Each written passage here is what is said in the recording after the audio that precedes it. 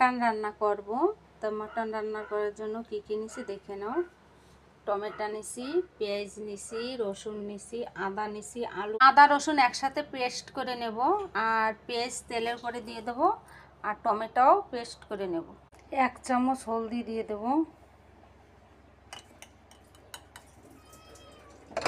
লবণ দিয়ে দেবো 1 চামচ, লঙ্কা পাউডার দিয়ে দেবো, সরষের তেল দিয়ে দেবো,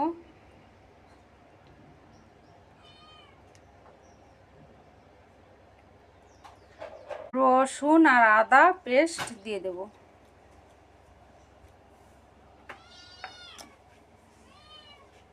এবার একসাথে সব মিক্স করে নেব।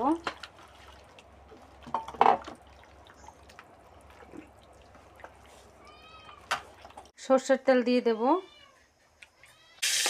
আলুগুলো একটু ভাজা ভাজা করে নেব, আলুগুলো একটু ভেজে নেব, লাল লাল হয়ে গেলে পরে নামাই দেব।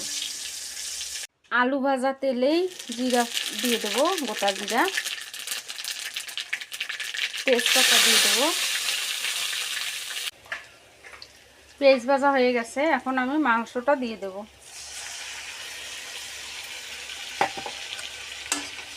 আমি টমেটো দিতে ভুলে গেছিলাম, আপনারা টমেটোটা তেলের উপরে দিয়ে দেবেন।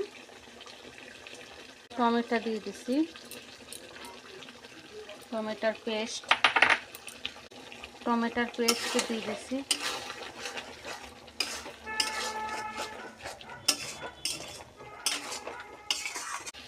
মাংসটা প্রায় কষানো হয়ে গেছে, একটু পরে জল দিয়ে দেব।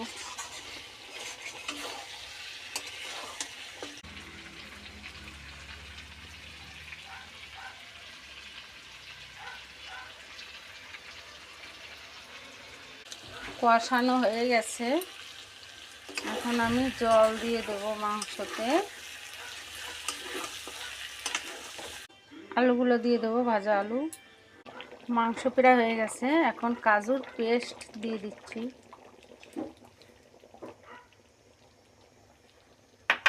ধনিয়া পাতা দিয়ে দিচ্ছি।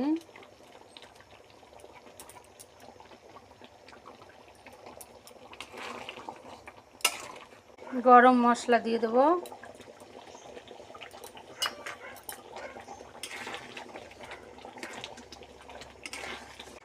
মাটন রান্না হয়ে গেছে।